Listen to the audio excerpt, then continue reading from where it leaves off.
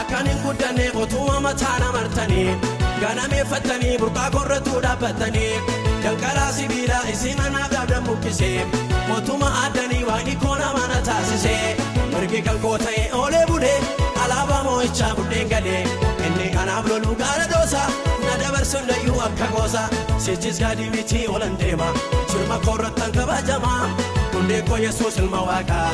eenyutu quba saanna tuqaa sichis gaadii miti oolan deema jirma korrattan kabajamaa hundee koo Yesuus ilma waaqaa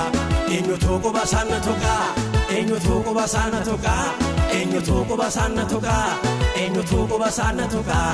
eenyutu quba saanna tuqaa hallelujah.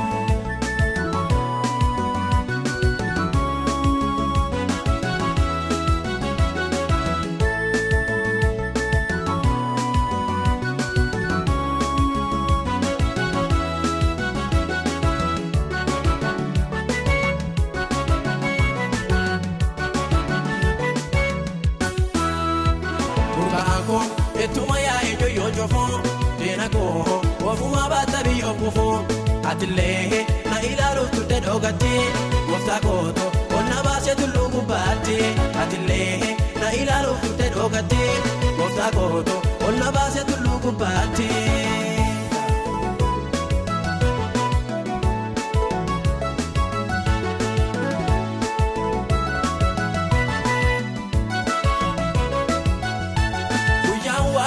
Tefatani kan batani akkana chinkane fidi galfatana batani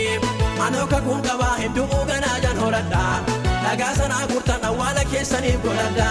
burqaanko etuma ya enyo yonjofo denako wafuma batabi okufo atille na ilalo tudde dogati muftakoto onna base tulugu batti atille na ilalo tudde dogati muftakoto onna base tulugu batti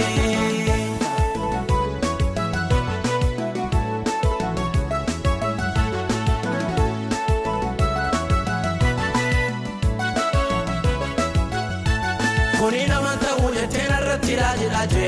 Hoji wage yo kona kodu morgi te fajaje Kandarme malinka amman sijechi sisa wayo Awala kobane burka koro sela wage yo Merge kan kota e ole bule